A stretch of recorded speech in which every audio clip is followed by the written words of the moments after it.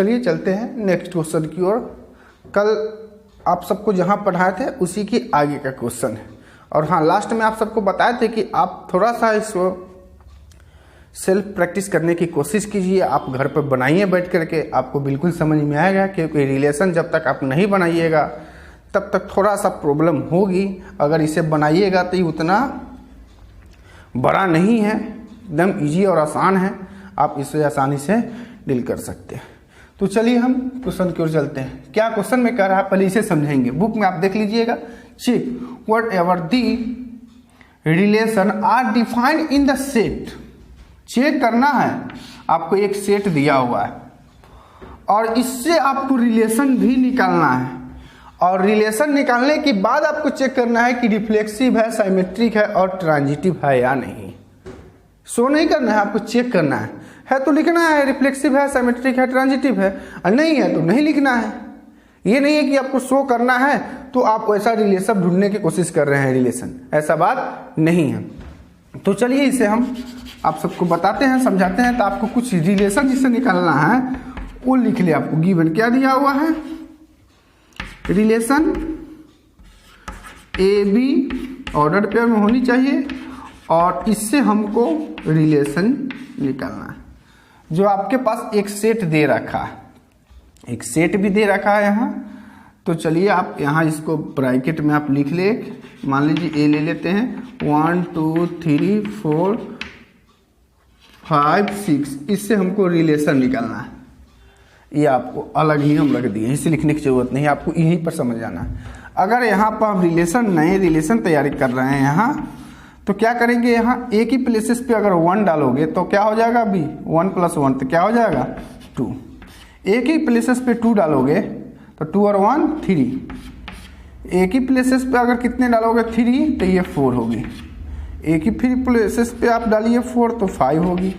5 डालेंगे तो 6 होगी और 6 डालेंगे तो 7 होगी। इतना आपके पास रिलेशन आया। अब इस रिलेशन में से आपको ढूंढ करके बताना है कि आपका ये रिफ्लेक्सिव है, साइमेट्रिक है और ट्रांजिटिव है। तो ये समझ में आपको आया कैसे आया, इसके अनुसार निकाले हैं और यहाँ कुछ सेट दे रखा था इसीलिए। अब चलते हैं इसकी प्रॉपर्टीज की ओर। 4 रिफ्लेक्सिव है, 4 रिफ्लेक्सिव, 4 रिफ्लेक्सिव रिलेशन के लिए इसकी प्रॉपर्टीज ध्यान में होनी चाहिए।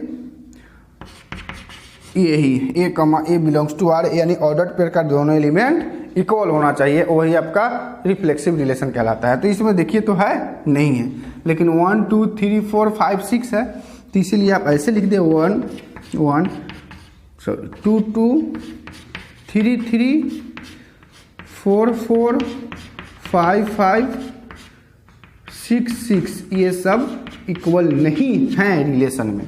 तो क्या हो जाएगा, it is not reflexive, it is not reflexive relation. Clear है। अब चलते हैं साइमेट्रिक की ओर। 4 साइमेट्रिक रिलेशन में इसकी प्रॉपर्टीज को भी आप लिख ले पहले, फिर B A belongs to R, यानी रिलेशन में है यानी।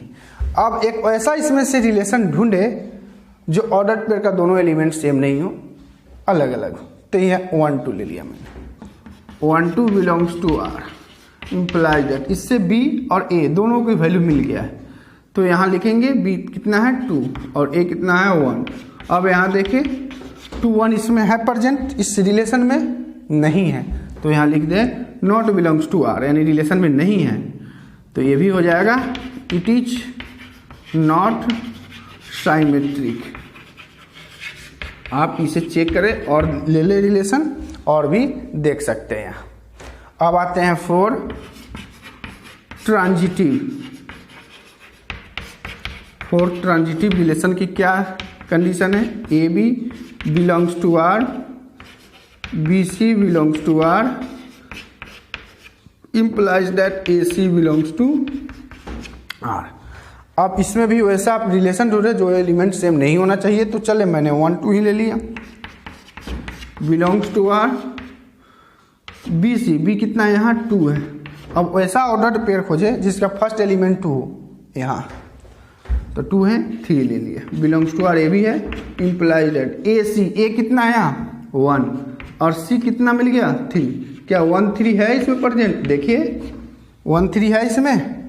नहीं है, तो लिख दे यहाँ not belongs to R, it is not transitive, it is not transitive. कितना आसान है, एकदम सिंपल है, आप इसे बनाइएगा एकदम आसान लगेगा, इससे आसान कोई लेसन ही नहीं है। चलिए अब क्वेश्चन नंबर 4 की ओर चलते हैं।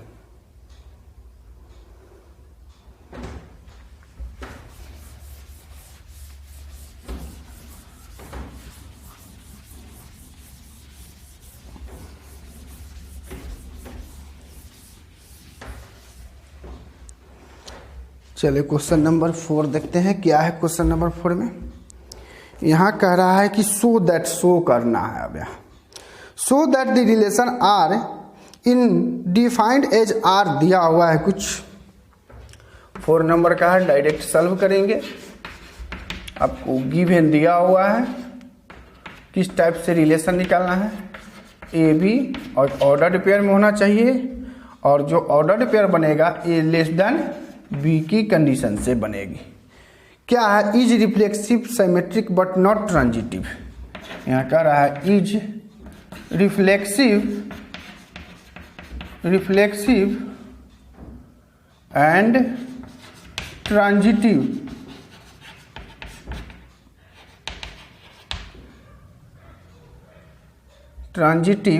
But not symmetric, not symmetric. ये क्वेश्चन रहा। अब यहाँ इसके कंडीशन से ही हम कुछ रिलेशन बनाएंगे, और रिलेशन जो बनाएंगे वो रिफ्लेक्सिव और ट्रांजिटिव होने चाहिए, लेकिन साइमेट्रिक नहीं होना चाहिए। तो आप किस टाइप का बनाएंगे, तो चले देखते हैं। लेट कर लेते हैं, हमने एक ए को ले लिया, 1 2 3 कोई सेट ले लिया। अब इसका कार्टेशियन प्रोडक्ट, ये आप सबके लिए बता रहे हैं, हम इसी से डायरेक्ट रिलेशन निकाल सकते हैं, लेकिन ये थोड़ा सा स्पष्ट करके बता रहे हैं कि देखिए कैसे इसे हम कार्टेशियन प्रोडक्ट का काम करके और कार्टेशियन प्रोडक्ट से ही हम रिलेशन को अलग करेंगे। ए क्रॉस ए, तो 1 2 3, फिर यहाँ 1 2 3। आप जानते हैं कैसे होती है कार्टेशियन प्रोडक्ट, 1 से 1 में, फिर 1 से 2, फिर 1 से 3 में, फिर 2 से 1, 2 से 2, फिर 2 से 3, 3 1, फिर 3 से 2 और 3 से 3। इतना आपका कार्टेशियन प्रोडक्ट और आपका ऑर्डर पेयर है।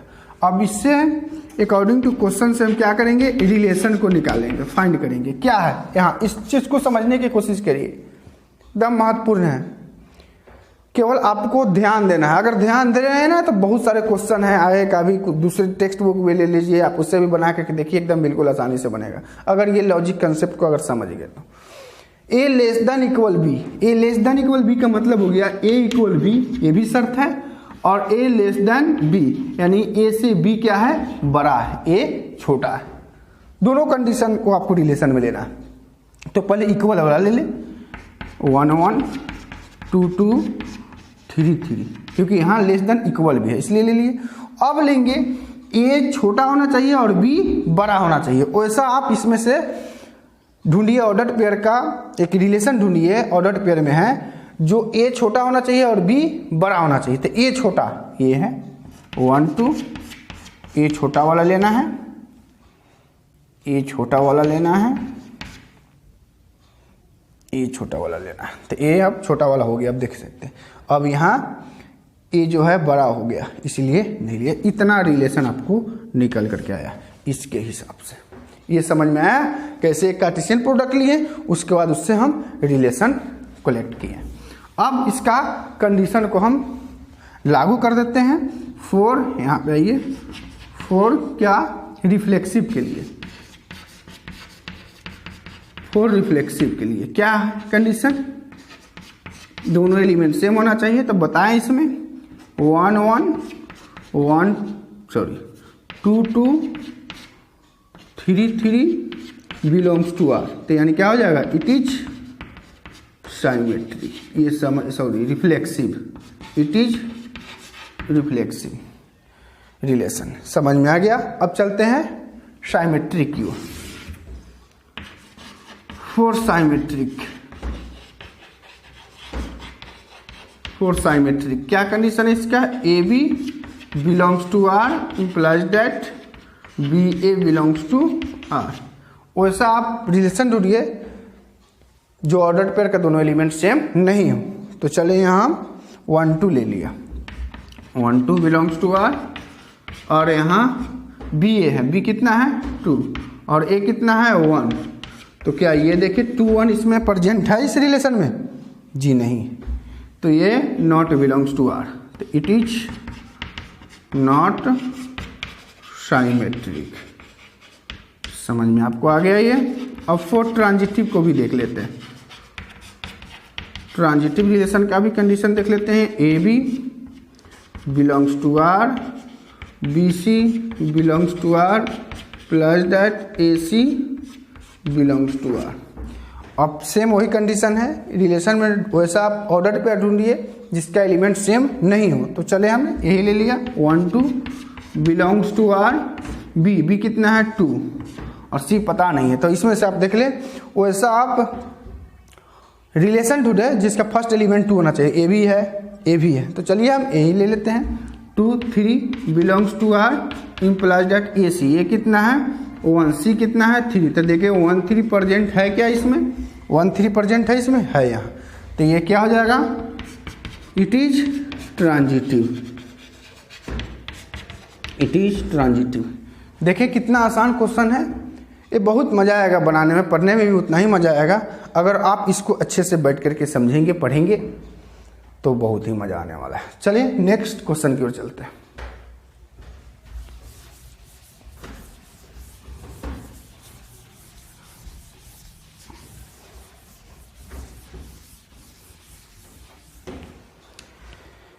देखिए नेक्स्ट क्वेश्चन क्या है इसमें, चेक वेदर द रिलेशन, तब सेम है, यही है 2 नंबर क्वेश्चन और 5 नंबर क्वेश्चन एकदम सेम है। आप क्वेश्चन पढ़े और बनाने की कोशिश करें, एकदम बिल्कुल बन जाएगा, इसमें कोई अंतर नहीं। चलिए नेक्स्ट नंबर क्वेश्चन 6 नंबर पे आते हैं। क्वेश्चन में क्या कह रहा है, जितने भी क्वेश्चन है सब यही है, फिर भी देख लेते हैं संतुष्टि के लिए, क्योंकि आप सब थोड़ा सा अगर मेहनत करें तो ये लेसन बिल्कुल आसान है, पढ़े और बनाने की कोशिश करें। So that the relation R in the set, एक सेट दे रखा है गिवन बाय आर, और सेट से रिलेशन भी निकाल दिया गया है, और उसमें से कह रहा है कि is symmetric but neither reflexive और नॉट ट्रांजिटिव। कहने का मतलब साइमेट्रिक है, रिफ्लेक्सिव नहीं है और ट्रांजिटिव भी नहीं है। ये बिल्कुल आसान क्वेश्चन है, 6 नंबर क्वेश्चन है। देखिए डायरेक्ट सॉल्व कर रहे हैं। गिवन आपको रिलेशन भी दे चुका है, इसमें गिवन रिलेशन क्या दे दिया है, यहाँ है 1 2 और यहाँ 2 1, ये रिलेशन दे रखा है। इसमें से क्या कह रहा है कि इज साइमेट्रिक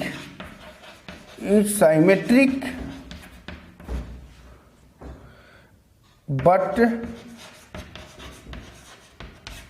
नाइदर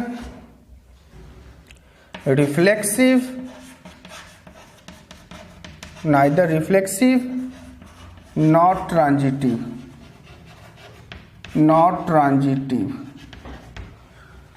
अब ये देखिए क्वेश्चन शब्द बिल्कुल आसान है, क्वेश्चन देख करके भी आप सबको स्पष्ट हो गया होगा कि क्वेश्चन क्या कह रहा है। जो लिखा हुआ है एकदम सेम दिया हुआ है रिलेशन।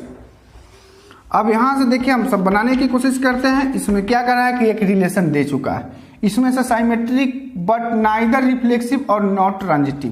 कहने का मतलब साइमेट्रिक होगी, रिफ्लेक्सिव और ट्रांजिटिव नहीं होगी, ऐसा इस क्वेश्चन में कह रहा है। तो चलिए देखते हैं, आते हैं प्रॉपर्टीज की ओर direct. For reflexive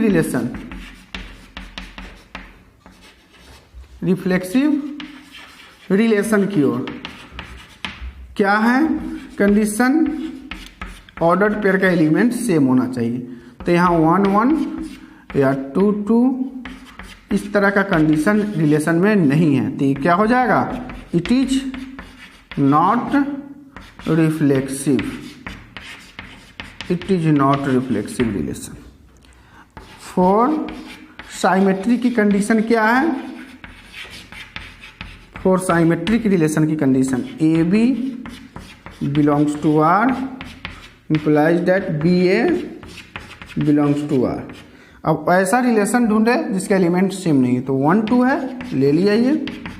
implies that B कितना है 2 और ए है 1, तो यहाँ पर देखिए इसमें प्रेजेंट है इस रिलेशन में 2 1 बिल्कुल है, तो ये क्या हो जाएगा?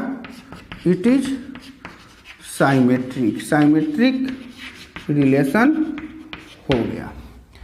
अब देखते हैं